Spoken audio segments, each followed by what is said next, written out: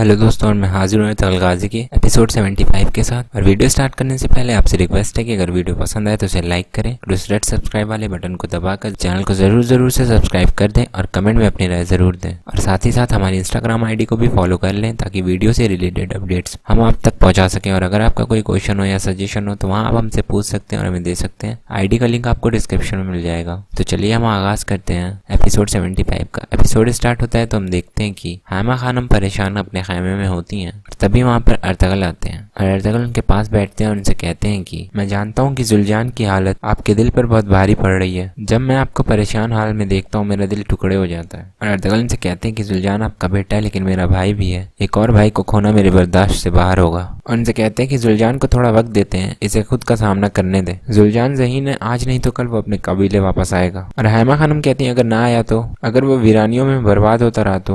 और अर्तगल कहते हैं जुलजान साहब इस कबीले के सरदार है अम्मी जान, और कहते हैं कि मैं अपने भाई को इस तरह छोड़कर जाने नहीं दूंगा। ये सुलेमान शाह के बेटे का वादा है, मैं जुलजान को आपके पास वापस लाऊंगा। और उनसे कहते हैं कि मजबूत रहें। हैमा खानम कुछ कहती नहीं और कहती है इंशाअल्लाह बेटा। और उनके दरमियान गुफ्तगू होती है और फिर अर्तगल वहां से चले जाते हैं। और हम देखते हैं कि सभी घोड़े तैयार रहते हैं और सभी सिपाही भी तैयार होते हैं। और अर्तगल खामे से बाहर आते हैं और तभी बमसी अपने घोड़े के साथ दौड़ते हुए उन लोगों के पास आते हैं। और अर्तगल से कहते हैं भाई आप मेरे बगैर कहाँ जा रहे हैं। और अर्तगल उनसे कहते हैं कि बमसी अभी तुम्हारी शादी हुई है, थोड़ा वक्त अपनी बीवी के साथ गुजारो। और अर्तगल उनसे कहते हैं थोड़ा आराम करो। और बमसी कहते हैं मैं कैसे आराम कर सकता हूँ जब जुलजान साहब चले गए हों और सराय में जिरगा हो। और कहते हैं भाई हम अपनी खबरों में आराम करेंगे। अर्तगल मुस्कुराते हैं और कहते हैं ठीक है। और फिर वो सभी लोग वहां से रवाना हो जाते हैं। और हम देखते हैं कि हलीमा खातून भी खैमे के बाहर आती हैं और तभी वहाँ पर हफ्सा खातून आ जाती हैं। और हलीमा उनसे पूछती है क्या बात है, कोई मसला है, बमसी कहाँ है। और हफ्सा खातून कहती है सब ठीक है, बमसी अपने फराइज की तरफ वापस आ गए हैं, वो अर्तगल साहब के साथ सराय गए हैं। और उनसे कहती है मैं आपका यहाँ इंतजार कर रही थी। और तभी हैमा खानम भी वहाँ पहुंचती हैं। हलीमा सुल्तान उनसे कहती है कि अम्मी जान आज ना आए, कारखाना हम संभाल लेंगे। और हैमा खानम कहती है मैं ऐसा कुछ कैसे कर सकती हूँ, बहुत सी माएँ जिनके बेटे शहीद हुए इस हालत में काम करती रही हैं, मैं कैसे ना जाऊँ। फिर हैमा खानम हफ्सा खातून से पूछती है कि तुम यहाँ क्या कर रही हो,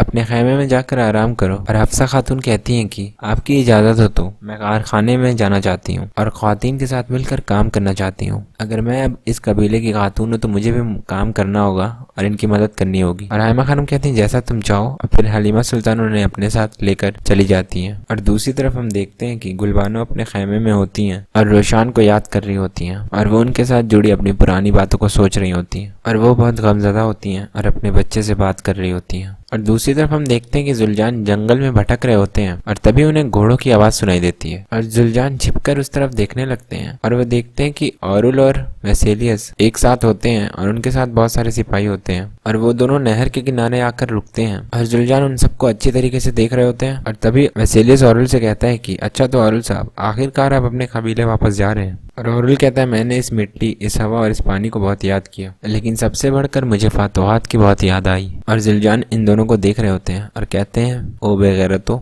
ये चौधार कबीले जा रहे हैं। और वो दोनों फिर वहां से रवाना हो जाते हैं और सिपाही वहां पहरे पे खड़े होते हैं। और दूसरी तरफ चौधार कबीले में हम देखते हैं कि सिपाही ग्रुप बनाकर खड़े होते हैं और तभी वहां अलियार पहुंचते हैं। और फिर अलियार अपने सिपाहियों से मुखातिब होकर कहते हैं कि जाओ और ताज़ा दम हो जाओ, लेकिन जैसे ही कबीले वापस आओ तुमको और भी होशियार और चौकस होना होगा। और फिर अलियार उनको शिकार पे भेज देते हैं और वो सारे सिपाही रवाना हो जाते हैं। फिर अलियार कतलोजा से कहते हैं कि कबीला तुम्हारे हवाले है। कतलोजा कहते हैं हुजूर फिक्र न करें, मैं हर चीज पर नजर रखूंगा। और अलियार उनसे कहते हैं कि मत भूलो अगर तुमने चीजों को कम या ज्यादा समझा तो कुछ भी बर्बाद हो सकता है। और उनसे कहते हैं कि आहिस्ता वगैरह मुस्तहकम कार्रवाई करो। और कतलोजा उनसे कहते हैं ठीक है भाई। और फिर अलियार वहां से रवाना हो जाते हैं। और फिर वह सरदार कहता है फौरन चेरलान एक सवार को भेजो, औरुल साहब को बताओ कि अलियार चला गया है और सरदारान के हुक्म के मुताबिक कार्रवाई के लिए तैयार है। और हंस रहा होता है। और इधर अर्तगल अपने घोड़े पे सवार होकर सराय की तरफ बढ़ रहे होते हैं और उनके साथ उनके सिपाही भी मौजूद होते हैं। और दूसरी तरफ हम जंगल में देखते हैं कि वेसेलियस और औरुल मौजूद होते हैं। और वेसेलियस औरुल से कहता है कि क्या तुम मेरे बगैर अपने कबीले पर चढ़ाई करने के लिए परअज़्म हो, मैं तुम्हारे लिए चीजों को आसान बना सकता हूँ। और औरुल कहता है अभी नहीं वेसेलियस, अगर इन्होंने मुझे तुम्हारे साथ देखा तो वो मेरी बैत नहीं करेंगे। और वेसेलियस कहता है बाद में क्या होगा, वो मुझे देख लेंगे। औरुल हंसता है और कहता है बाद में मैं अपने कबीले का सरदार होऊंगा, तो मेरे फरीजों में से पड़ोसियों से दोस्ताना ताल्लुकात कायम करना होगा। और हंस रहा होता है। और वेसेलियस उससे कहता है कि तुम सियासत के माहिर हो और कहता है तुमने अमीर सादितीन से बहुत कुछ सीखा है। औरुल कहता है मैंने सीखा है लेकिन कुछ है जो मुझसे सीखने वाला है। और कहता है हर एक को इसकी गलतियों के मुताबिक देखा जाएगा। और हम देखते हैं कि तभी वहाँ चौधार कबीले का एक सिपाही पहुंचता है और वो औरुल को बताता है कि अलियार साहब अपने सिपाहियों के साथ हालनी बाजार रवाना हो चुके हैं। और औरुल से पूछता है कि मेरे सरदारान सिपाही क्या कर रहे हैं, और वो बताता है कि सब तैयार हैं। और औरुल से कहता है कि हमने कबीले के आखुब के दाखिल रास्ते पर अपने सिपाही लगाए हुए हैं, हुजूर आपको कोई नहीं रोकेगा। और फिर औरुल उस सिपाही के साथ वहां से रवाना हो जाता है। और दूसरी तरफ हानली बाजार में हम देखते हैं कि अर्तगल अपने सिपाहियों के साथ सराय पहुंच जाते हैं और हम देखते हैं कि आरिफ साहब भी वहां मौजूद होते हैं। अर्तगल उनसे पूछते हैं कि आप कब वापस आए, और आरिफ साहब बताते हैं कि अभी अभी हुजूर मैं सीधा सराय आ गया जब मुझे पता चला कि यहाँ जिरगा है। और अर्तगल उनसे पूछते हैं कि क्या सूरत हाल है। आरिफ साहब उनसे कहते हैं कि बहुत से अहम मामलात हैं जो मुझको आपको बताने हैं, लेकिन हम जिरगे के बाद बात करेंगे। और अलियको भी वहाँ मौजूद होते हैं और वो भी अर्तगल का खुशामदीद करते हैं। अर्तगल भी उनसे मिलकर खुश होते हैं और अलियको अर्तगल को बताते हैं कि आपके तमाम सरदारान आ चुके हैं, वो आपका इंतजार कर रहे हैं। और अर्तगल कहते हैं इतना जल्दी क्यों।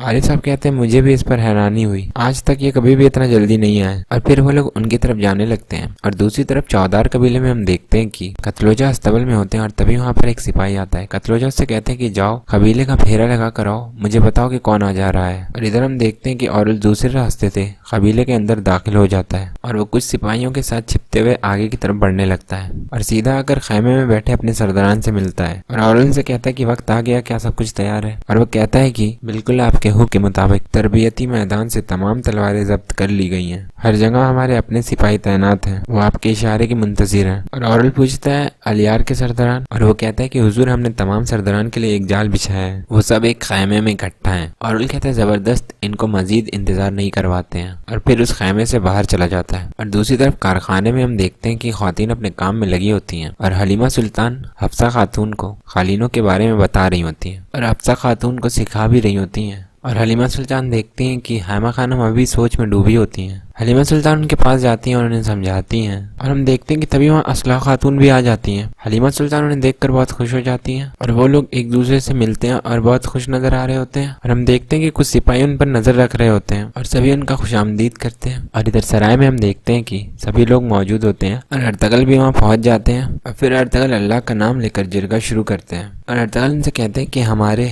सुल्तान जो इत्तेहाद चाहते हैं, इसको यकीनी बनाने में हमारे आगे कोई रुकावट नहीं। वैसे इलियस जो इस इत्तेहाद को रोकना चाहता था, बहुत सख्त शिकस्त से दो चार हुआ है। और फिर सरदारान कहने लगते हैं कि अर्तगल साहब हमने आपकी फतवाहत का सुना था, हमारा सर फख्र से ऊंचा हो गया। और सब अर्तगल की तारीफें कर रहे होते हैं। और अलियार कहते हैं कि वसीलियस ने ऐसी भारी कीमत चुकाई है, अब वो आप में से किसी को तंग नहीं कर सकता। और तभी वो सरदार जो औरुल के साथ मिला होता है कहता है कि इंशाल्लाह जैसा आपने कहा वैसे ही होगा, वसीलियस जैसा गुंडा किले में पनाह लेकर मौत का इंतजार नहीं करेगा। और अर्तगल कहते हैं कि और हमारा इसको इंतजार करवाने का कोई इरादा भी नहीं, न वसीलियस और न किले में पनाह लेने वाला औरुल इस इत्तेहाद को रोक पाएंगे। और हम देखते हैं कि तभी वहाँ अचानक से जुल्जान पहुंच जाते हैं और अर्तगल उन्हें देखकर कहते हैं कि तुम कहाँ थे मेरे भाई, क्या बात है। और जुल्जान उनसे कहते हैं कि सूरत हाल सख्त गंभीर है भाई, औरुल वसीलियस के सिपाहियों के साए तले चौधार कबीले की तरफ जा रहा है। और ये सुनकर अलियार और अर्तगल चौंक जाते हैं। और इधर चौधार कबीले में हम देखते हैं कि औरुल एक खैमे के अंदर घुसता है जहाँ कुछ सरदारान मौजूद होते हैं और फिर अपना खंजर निकाल कर वहाँ मौजूद दोनों सरदारान को मार देता है। और हम देखते हैं कि वो सिपाही जिसको कतलोजा ने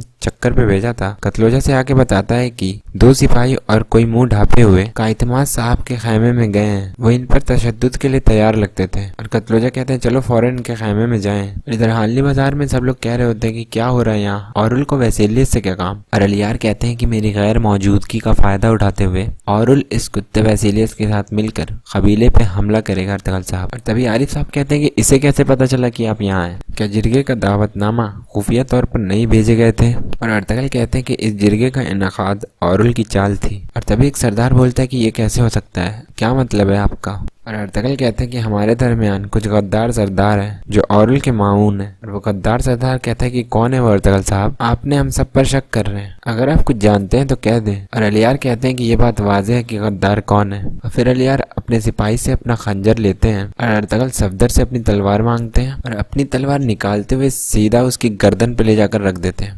और वो कहने लगता है कि अर्तगल साहब हमने कुछ नहीं किया। और इधर अलियार भी उस दूसरे सरदार की गर्दन पर अपना खंजर रख देते हैं और अर्तगल के बाकी सिपाही कुछ और सरदारान को पकड़ लेते हैं और वो चिल्ला रहे होते कि हमने कुछ नहीं किया, ये बहुतान है, हमें माफ कर दे, हम बेगुनाह हैं। और वो अर्तगल से कह रहता है कि हमने कुछ नहीं किया, ये बहुतान है। और तभी एक सरदार कहता है कि जो इन लोगों के साथ मिला भी होता है, हमसे गलती हो गई, हमें माफ कर दे हुजूर। और फिर वो भी कहने लगता है कि हमें मत मारे, हम जो भी जानते हैं आपको बताते हैं। और अर्तगल कहते हैं तुम अल्लाह को हिसाब दोगे। अब फिर उन दोनों सरदारान को वहीं पर मार देते हैं और अलियार भी उस सरदार को मार देते हैं। और फिर अर्तगल सबसे कहते हैं कि ये इस जलील औरुल का आखिरी दिन है, अब वो किसी को गुमराह नहीं करेगा। और अलियार उनसे कहते हैं कि अर्तगल साहब लोगों की जानों को खतरा है, हम क्या करने वाले हैं। और अर्तगल कहते हैं कि हम मोहतात होकर आगे बढ़ेंगे और उन लोगों से कहते हैं कि अब मेरी बात गौर से सुने। और दूसरी तरफ चौधार कबीले में हम देखते हैं कि कतलोजा उन सरदार के खैमे में पहुंचते हैं तो उन्हें मारा पाते हैं। और कतलोजा गुस्से में आ जाते हैं और कहते हैं कि बेगैरत हो, तुम्हारा क्या ख्याल है, मैं तुम्हें इस तरह छोड़ दूंगा। और अपने सिपाही से कहते हैं फौरन सराय जाओ, अलियार साहब को इत्तला दो। और से कहते हैं कि खुफिया तौर पर जाना, कोई तुम्हें देख ना पाए। और वो सिपाही कहता है फिक्र ना करे और फौरन रवाना हो जाता है। और इधर दूसरे खैमे में हम देखते हैं कि कुछ सरदारान बैठकर खाना खा रहे होते हैं और तभी वहाँ एक सरदार दौड़ते हुए आते हैं और उन्हें बताते हैं कि कुछ हो रहा है, मैंने कतलोजा को तरबत मैदान की तरफ भागते हुए देखा। और तभी वहाँ औरुल पहुंच जाता है और फिर औरुल एक एक कर उन तीनों सरदारानों को भी मार देता है और हंस रहा होता है और कहता है इंतकाम एक खूबसूरत चीज है। और तभी औरुल का साथी सरदार वहाँ आता है और औरुल से कहता है कि तरबियत मैदान में सब कुछ तैयार है। औरुल कहता है जबरदस्त, गद्दार सरदार मारे जा चुके हैं, अब हम गद्दार सिपाहियों की खबर लेते हैं। और औरुल से कहता है कि आप कारखाने में जाएं, आप जानते हैं कि क्या करना है। और कारखाने में हम देखते हैं कि सभी ख्वातीन मौजूद होती हैं और वो लोग आपस में गुफ्तगू कर रही होती हैं। और हाइमा खानम असलान से पूछती है कि क्या कोई परेशानी है। असलान कहती नहीं, सब कुछ ठीक है, मैं अमीर सादतीन की माँ से मिली, इन्होंने मुझे पसंद किया और मैंने इन्हें। और हाइमा खानम कहती हैं ये तुम्हारी जबान कहती है लेकिन तुम्हारी आंखें कुछ और बयान करती हैं। इंशाअल्लाह तुम्हें कोई मुश्किल ना हो मेरी बच्ची, हम तुम्हारी इतनी जल्दी वापसी की तवक्को नहीं कर रहे थे। और असलान कहती कि मुझे यहाँ की बहुत याद आई, मैं वहाँ रुक न सकी, मैं निकल कर यहाँ आ गई। और उनके दरमियान गुफ्तगू चल रही होती है और हम देखते हैं कि कुछ सिपाही उन पर नजर रख रहे होते हैं। और इधर दूसरी तरफ हाली बाजार में हम देखते हैं कि अर्तगल सरदारान से कह रहे होते हैं कि आपको पता चल गया कि आप क्या करेंगे। और तभी एक सरदार कहते हैं कि हमें पता है, इस रास्ते से कोई वापसी नहीं। और अर्तगल आरिफ साहब से कहते हैं कि आप भी हमारे साथ आ रहे हैं। आरिफ साहब कहते हैं मेरी तलवार को जंग लग गया था, इसे लड़ाई के लिए तैयार करने का वक्त आ गया है। फिर अर्तगल सबके साथ वहां से रवाना हो जाते हैं। और इधर चौधार कबीले में हम देखते हैं कि सभी ख्वातीन अपने काम में लगी होती हैं। और तभी हफ्सा खातून हलीमा सुल्तान से कहती हैं कि वो सिपाही हमें क्यों देख रहे हैं। और हम देखते हैं कि तभी वहां पर एक सिपाही आता है और उनसे कुछ कहता है